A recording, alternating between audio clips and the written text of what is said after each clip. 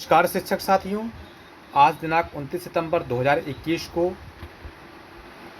महानिदेशक स्कूल शिक्षा एवं राज्य परियोजना निदेशक कार्यालय समग्र शिक्षा विद्या भवन निषादगंज लखनऊ से एक पत्र जारी हुआ है।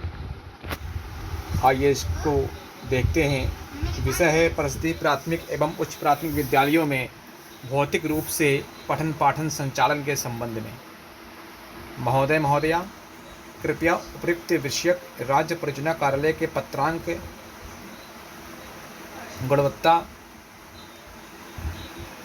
विद्यालय स्कूल रीओपनिंग /2953/2021-22 दिनांक 3 सितंबर 2021 का संदर्भ ग्रहण करने का कष्ट करें, जो प्राथमिक एवं उच्च प्राथमिक विद्यालयों में भौतिक रूप से पठन पाठन संचालन के संबंध में है।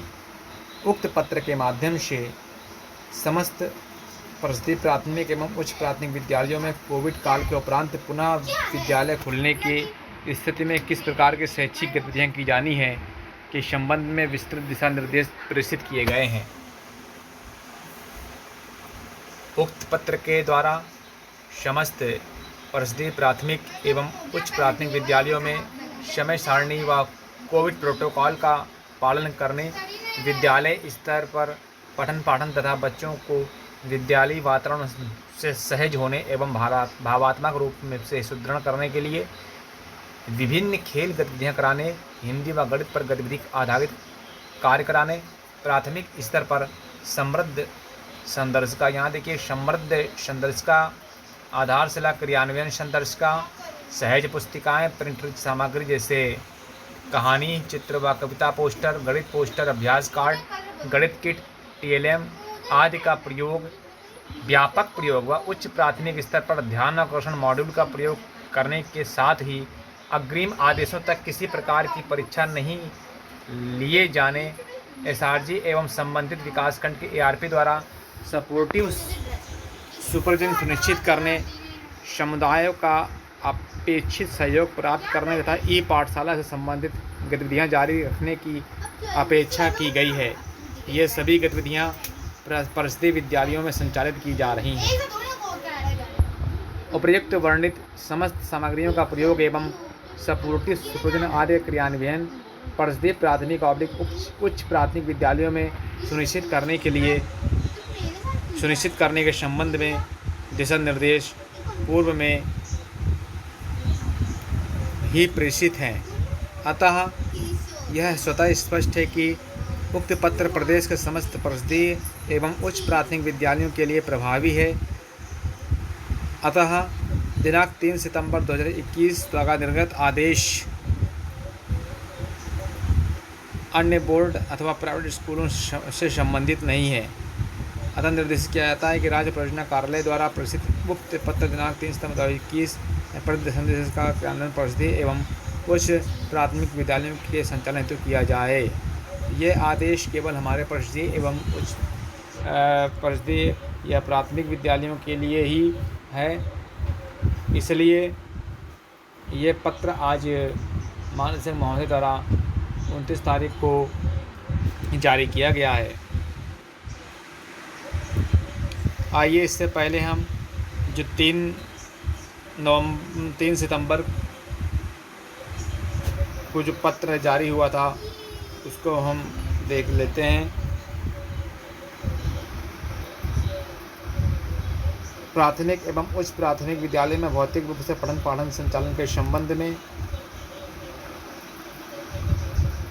इसमें कहा गया है कि 18 अगस्त 2021 का संदर्भ ग्रहण करने का कष्ट करें, जिसके द्वारा 23 अगस्त 2021 से उच्च प्राथमिक विद्यालय तथा 1 सितंबर 2021 से प्राथमिक विद्यालयों में भौतिक रूप से पठन पाठन प्रारंभ किए जाने के निर्देश दिए गए हैं। कोविड-19 महामारी के कारण एक लंबे अंतराल के पश्चात विद्यालयों में शिक्षण कार्य प्रारंभ हो रहा है।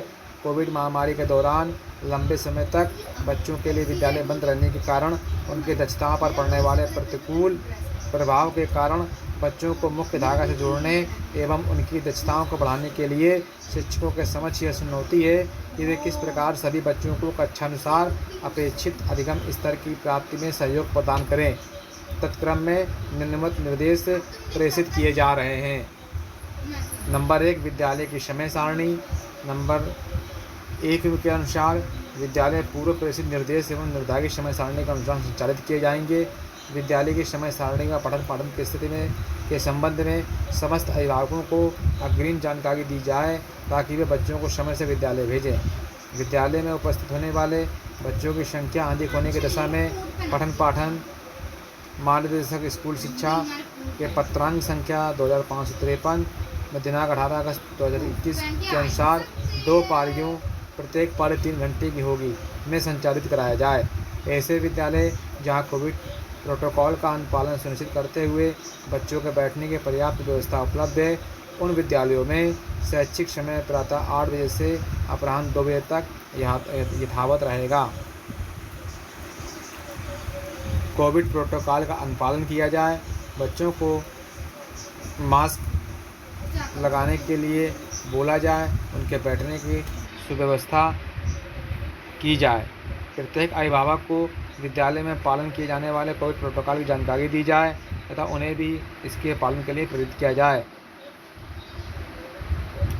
विद्यालय परिसर में बच्चों के स्वास्थ्य एवं सुरक्षा को दृष्टिगत रखते हुए बच्चों के मध्य सामाजिक एवं व्यवहारात्मक संवाद को प्रभावी रूप से लागू करने जाने के उद्देश्य से जल एवं स्वच्छता विषय पर कोविड महामारी से बचाव हेतु सामाजिक व्यवहार परिवर्तन संबंधी महत्वपूर्ण एवं शिक्षाप्रद संवाद सामग्री, poster, job aids, wall painting, लघु फिल्में यूनिसेफ के सहयोग से तैयार की गई हैं। उक्त समस्त सामग्री को निम्नलिखित लिंक के माध्यम से डाउनलोड करते हुए पोस्टर एवं जॉब एड का प्रिंट आउट निकालकर निर्धारित स्थानों यथा विद्यालय के मुख्य द्वार, रसोई घर, मल्टीपल हैंड वॉशिंग यूनिट, शौचालय, मूत्रालय इत्यादि स्थानों पर चस्पा किए जाएँ।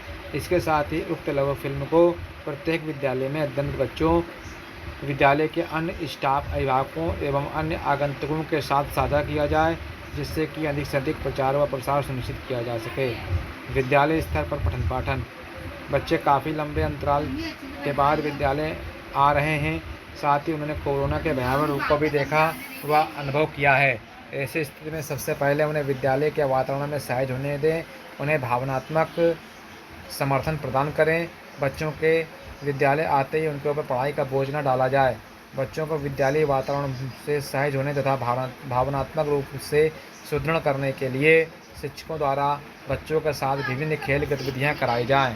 ऐसी कई गतिविधियाँ आधारशिला, ध्यानाकर्षण और शिक्षण संग्रह मॉड्यूल में दी गई हैं। प्राथमिक उच्च प्राथमिक विद्यालयों के लिए हिंदी व गणित विषय में भी प्रारंभिक दिनों में गतिविधियाँ कराने पर फोकस किया जाए। बच्चों को अपनी गति से सीखने तथा कार्य करने का पर्याप्त अवसर दिए जाएं तथा सहज वातावरण में उनके साथ गतिविधियाँ की जाएं। प्रथम एवं द्वितीय सप्ताह में गतिविधियाँ में प्रतिदिन बच्चों को एक शिक्षक कहानी अवश्य सुनाया जाए। कहानी के माध्यम से बच्चों को विद्यालय वातावरण के साथ सहज होने में मदद मिलेगी तथा वे पठन पाठन की प्रक्रिया से जुड़ाव अनुभव करेंगे। उसी प्रकार हाव भाव के साथ कविता, गीत व कुछ खेल गतिविधि भी कराई जा सकती है। हिंदी, गणित व अन्य विषयों में इनका प्रयोग किया जाए तथा विषय आधारित शिक्षण अधिगम प्रक्रिया को रोचक व प्रभावी बनाया जाए। प्राथमिक स्तर पर विद्यालय 1 घंटा हिंदी व 1 घंटा गणित पर कार्य अवश्य किया जाए। अन्य समय में बच्चों के साथ खेल गतिविधियाँ की जाए तथा उन्हें लाइब्रेरी की पुस्तक पढ़ने का अवसर भी प्रदान किया जाए। सहज पुस्तिकाओं का अधिकाधिक प्रयोग सुनिश्चित किया जाए। प्राथमिक स्तर पर समृद्ध व उच्च प्राथमिक स्तर पर ध्यानाकर्षण मॉडल के अनुसार रिमीडियल टीचिंग की जाए। शिक्षण अधिगम प्रक्रिया के अभिन्न अंग के रूप में शिक्षक फॉर्मेटिव तरीके से बच्चों के अधिगम का नियमित आकलन करें तथा उनकी प्रगति का प्रेरणा तालिका में उनको अंकित करें। समृद्ध हस्त पुस्तिका के साथ साथ आधारशिला क्रियान्वयन संदर्शिका, सहज पुस्तिकाएँ, प्रिंटरित सामग्री से कहानी, चित्र व कविता, पोस्टर्स, गणित पोस्टर्स, अभ्यास कार्ड, गणित किट, TLM आदि का व्यापक प्रयोग सुनिश्चित किया जाए। उच्च प्राथमिक स्तर पर भी हिंदी व गणित विषयों पर विशेष ध्यान दिया जाए ताकि बच्चे इन विषयों की कक्षानुरूप मूलभूत दक्षताएँ अर्जित कर सकें। इसके साथ ही विज्ञान व अंग्रेजी विषयों पर भी ध्यान दिया जाए। ध्यानाकर्षण मॉड्यूल में दी गई 18 प्रभावी शिक्षण तकनीकों का प्रयोग किया जाए तथा बच्चों को स्वयं अनुभव के द्वारा सीखने के लिए पर्याप्त अवसर प्रदान किए जाए। प्रत्येक शिक्षक द्वारा साप्ताहिक स्तर की शिक्षण व गतिविधियों की योजना शिक्षक डायरी में अवश्य अंकित की जाए।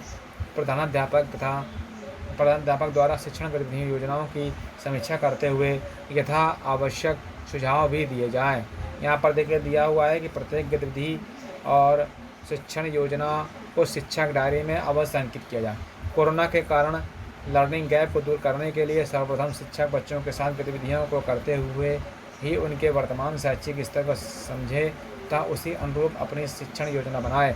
अग्रिम आदेशों तक किसी भी स्थिति में बच्चे का किसी भी प्रकार का टेस्ट परीक्षा लिखित या मौखिक के माध्यम से नहीं ली जाएगी। शिक्षकों के उपयोगार्थ शैक्षणिक सामग्री सप्ताहवार प्रेरणा पोर्टल पर भी अपलोड की गई है। उक्त सामग्री के प्रयोग हेतु निम्नानुसार कार्रवाई सुनिश्चित की जाए। prerana.up.in लिंक पर क्लिक करें। पोर्टल पर टीचर कॉर्नर में स्कूल रेडनेस पर क्लिक करें। अपनी कक्षा एवं विषय के अनुसार सप्ताहवार सामग्री डाउनलोड करें। उक्त शैक्षणिक सामग्री में उपचारात्मक शिक्षण हेतु कक्षावार कार्यपत्रक, कक्षा 1 से 3 के लिए स्कूल रेडनेस की गतिविधियाँ एवं कक्षा 1 से 8 के लिए सामाजिक एवं भावनात्मक जुड़ाव की गतिविधियाँ समाहित हैं। सपोर्टिव सुपरविजन SRG तथा संबंधित विकासखंड के ARP द्वारा सब विद्यालय का सपोर्टिव सुपरविजन सुनिश्चित किया जाएगा। इस दौरान उनके द्वारा उपयुक्त वर्णन तरीकों को विद्यालय स्तर पर प्रतिफलित होना सुनिश्चित किया जाए तथा विद्यालय व शिक्षकों को अपेक्षित व यथा आवश्यक सहयोग प्रदान किया जाएगा। SRG ARP डाइट मेंटर द्वारा विद्यालय भ्रमण के दौरान रैंडम आधार पर कुछ बच्चों के साथ वार्ता कर उनकी वास्तविक अधिगम स्थिति को जानने का प्रयास किया जाएगा। तदनुसार शिक्षकों को आवश्यक शिक्षण सहयोग, हैंड होल्डिंग व मार्गदर्शन प्रदान कर उन्हें प्रोत्साहित किया जाएगा।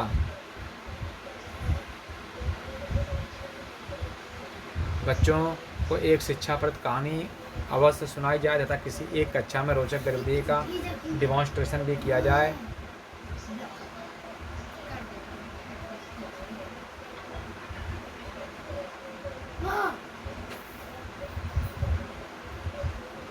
कम से कम 2 अभिभावकों समुदाय के सदस्यों से वार्ता कर पठन के संबंध में उनके विचार से अवगत होते हुए विद्यालय में अपेक्षित सहयोग देने तथा बच्चों को नियमित विद्यालय भेजने हेतु प्रेरित भी किया जाए। प्रधानाध्यापक एवं शिक्षकों से वार्ता अवश्य की जाए तथा उन्हें रचनात्मक फीडबैक एवं प्रोत्साहन प्रदान किया जाए। समुदाय का सहयोग माह में कम से कम एक बार SMC व अभिभावक शिक्षक संघ की बैठक अवश्य की जाए तथा अभिभावकों को अपने बच्चों को नियमित रूप से विद्यालय भेजने के लिए प्रेरित किया जाए। लर्निंग गैप व कोविड प्रोटोकॉल का पालन करते हुए पठन पाठन की स्थिति के बारे में अभिभावकों को अवगत कराया जाए तथा आगामी बैठक में रिमीडियल टीचिंग से बच्चों के अधिगम स्तर में आए सुधारों को उनके समझ प्रस्तुत किया जाए। इसके साथ ही उनके महत्वपूर्ण योगदान की सराहना भी की जाए। ई पाठशाला के संचालन हेतु राज्य स्तर से कक्षावार एवं विषयवार शैक्षणिक सामग्री प्रत्येक रविवार को सुबह 10 बजे व्हाट्सएप ग्रुप के माध्यम से पूर्ववत प्रेषित की जाएगी, जिसे शिक्षकों द्वारा अभिभावकों, प्रेरणा साथी एवं बच्चों के व्हाट्सएप ग्रुप पर साझा किया जाएगा। राज्य स्तर से प्रत्येक शनिवार को व्हाट्सएप के माध्यम से साप्ताहिक क्विज प्रतियोगिता संबंधी सामग्री प्रेषित की जाएगी, जिसे शिक्षकों द्वारा अभिभावकों, प्रेरणा साथी एवं बच्चों के व्हाट्सएप ग्रुप पर साझा किया जाएगा।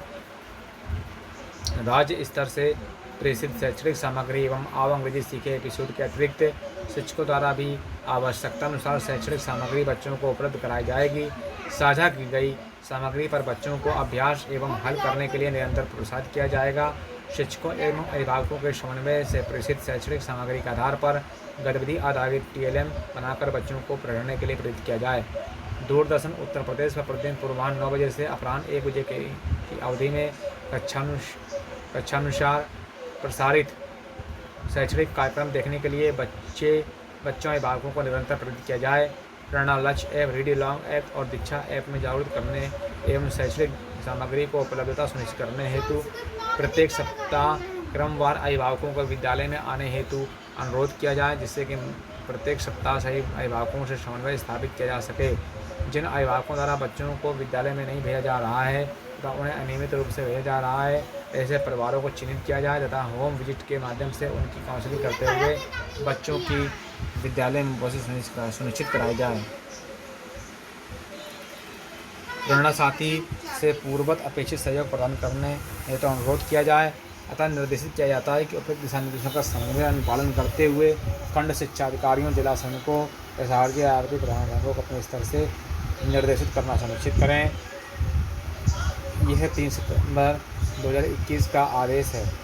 आइए हम इस आदेश के अनुसार ही शिक्षण कार्य करेंगे एवं अपनी और अभिभावकों की सहभागिता प्राप्त करते हुए बच्चों के अधिगम स्तर को, उनकी बुनियादी शिक्षा को मजबूत करने का एक बार फिर से प्रयास करने का प्रयत्न करते हैं। जय हिंद, जय भारत, जय मिशन प्रेरणा।